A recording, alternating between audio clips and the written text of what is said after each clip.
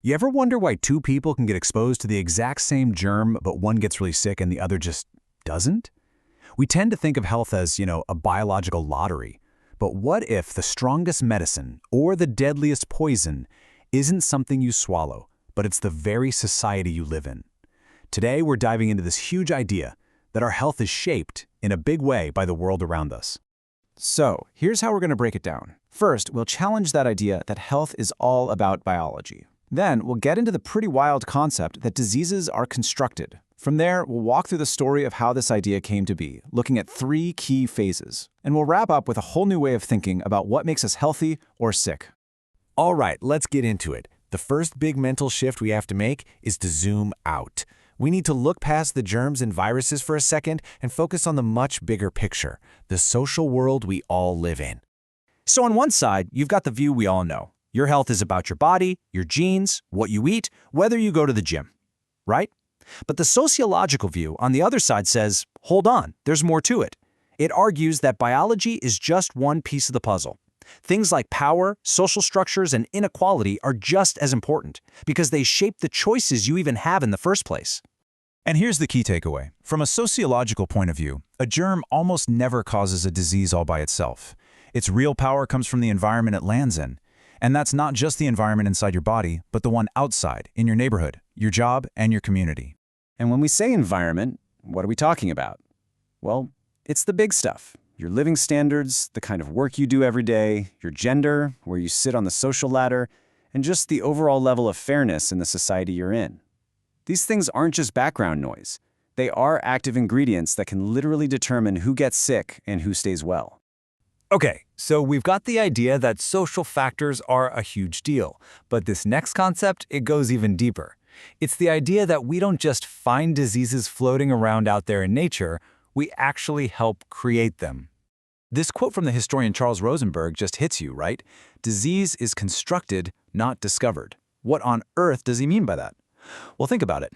A germ doesn't have a voice. It can't tell us what it is. We, as a society, have to look at the symptoms, group them together, and give them a name. And that whole process, it's never completely objective.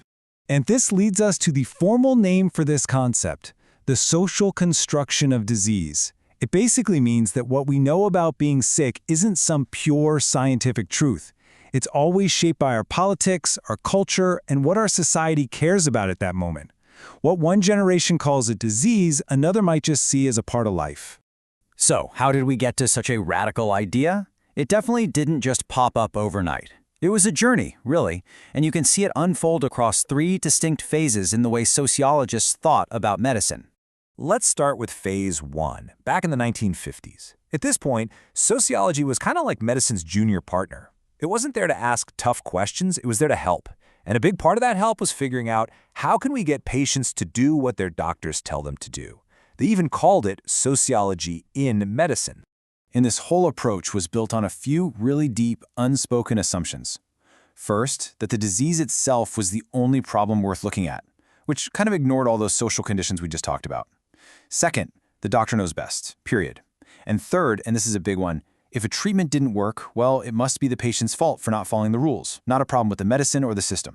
But then the 60s and 70s happened, and things really started to change.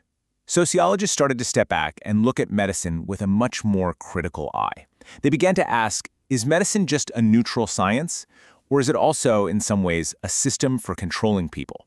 One of the real game changers was a book by Irving Goffman called Asylums. He went inside institutions like mental hospitals and showed that they weren't just places for healing. They were also these powerful systems for enforcing what society considered normal, all while using the language and authority of science. And this critical view got even sharper with thinkers like Ivan Illich. He came up with this bombshell of a concept, iatrogenesis. It's the absolutely shocking idea that medicine itself can sometimes be the cause of sickness, creating harm both in the clinic and in society at large.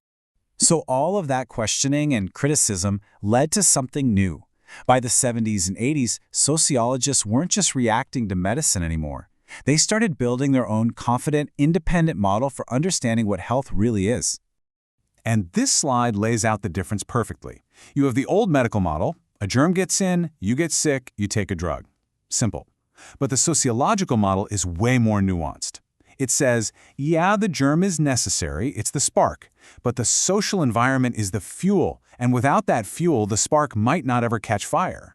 Which really brings everything down to this one central question.